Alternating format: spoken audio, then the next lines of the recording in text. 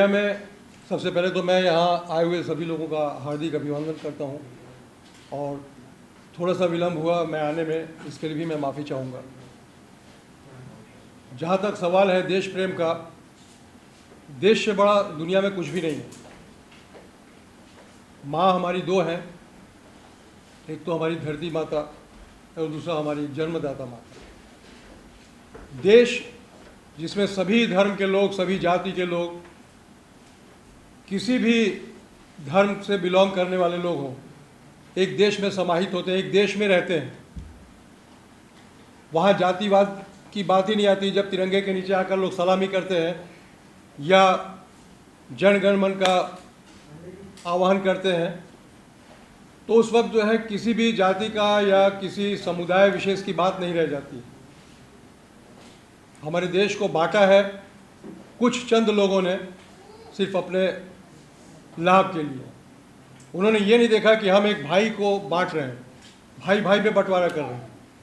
हम पूछना चाहते हैं, जिस वक्त किसी मरीज को खून की ज़रूरत होती है तो जब ब्लड दिया जाता है तो ये पूछता है कोई क्या कि ये हिंदू का खून है या मुसलमान का खून है। उस वक्त ये होता है कि कैसे भी इसकी ज़िंदगी बच जाए। ये भावना सबके अंदर होनी चाहिए। ये जात पात हमारे कर्मों के हिसाब से बनाया गया है। जो जैसा कर्म किया है, जो जैसा काम करता है, उसको वैसा दर्जा दिया जाता है। मैं तो बहुत इनसे आज बहुत इंस्पायर हो गई, क्योंकि इतने दिनों के बाद में कुछ एक बोलते हैं ना कि देशभक्त जब मुझे बुलाया गया था तब मुझे मालूम ही नहीं था कि ऐसे मैं इंसान से मिलने वाली हूँ जिनका इतना अच्छा बड़े पैमाने पे उनकी देशभक्ति है उनके दिल में। हम भी देशभक्त हैं, ऐसा नहीं है कि बोल नहीं सकते कि हम देशभक्त नहीं हैं। हम भी ये हिंदुस्तान की मिट्टी से ही बने हैं। तो मैं ये बोलना चाहती हूँ कि देशभक्ति हमारे सबके अंदर है, सबके अंदर। हर एक कोई जो भी हमारे यहाँ पे है, जो भाई बंधु सब लोग हैं, बट कुछ चीज़ें कभी कभी अलग हो जाते हैं, हमारे आंखों के सामने आ जाते हैं। जब हम सुनते हैं, देखते हैं तो बहुत दुख होता है वो सब देख के। तो मैं ये कहना चाहती हूँ कि हर कोई जब यहाँ पे रह रहे तो अच्छे से रहे, प्रेम से रहे और अच्छे भाईचारे से रहे। सबसे पहले मैं प्राउड ये फील कर रही हूँ कि आप सब लोग यहाँ आए हैं। इस बात के लिए बहुत कम लोग आते हैं। सिर्फ वो 26 जनवरी या 15 अगस्त ही होता है जिस दिन हम झंडा लहराते हैं, वहाँ खड़े होते हैं, कोई दिन नहीं होता है।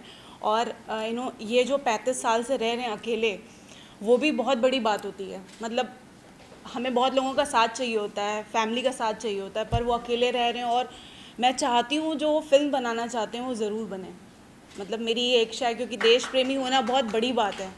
और इतना अच्छा नाम है ये, मुझे लग रहा है किसके लिए ये नाम रखूँ मैं, ये देश प्रेमी बहुत अच्छा नाम है। सो बस इतना ही कहना चाहती हूँ। उन्होंने एक आप बॉम्बे आए, बहुत बड़ी बात है। और बहुत कम लोग होते हैं ऐसे जैसे इन्होंने उनका साथ दिया, बहुत कम लोग होते हैं। और मैं बॉम्बे शहर में रहती हूँ, मेरा साथ यहाँ सबने दिया है, सबने मैं बहुत खुश हूँ। इतना ही कहना चाहती हूँ। आपके कोई अपकमिंग प्रोजेक्ट्स अगर आप? हाँ जी, मेरी एक फ़िल्म आ रही है मन बुद्धि, और एक फ़िल्म मेरी नेटफ्लिक्स पे है जिसका नाम है भूरी। नेटफ्लिक्स, अमेज़ॉन प्राइम सब पे है। और मैं शबाना आज़मी जी के इंस्टीट्यूट से हूँ, इप्टा से एक्टिंग की है मैंने, और मैं लखनऊ की हूँ। से 15 साल पूर्व मैं करमाड़ इस गाँव में रहता था।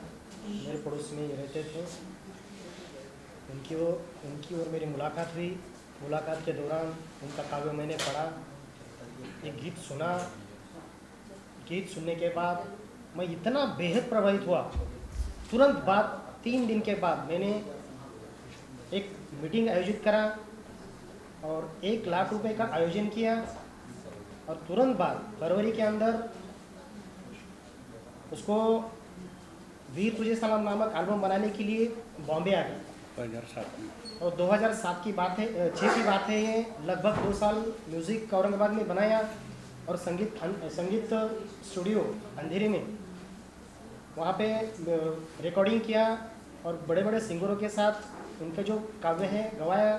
और वीर तुझे सलाम नाम का एल्बम मैंने एक भावना की तौर पे, ना कि कमर्शियल, भावना के तौर पे मुझे इतना बढ़िया लगा इनके विचार।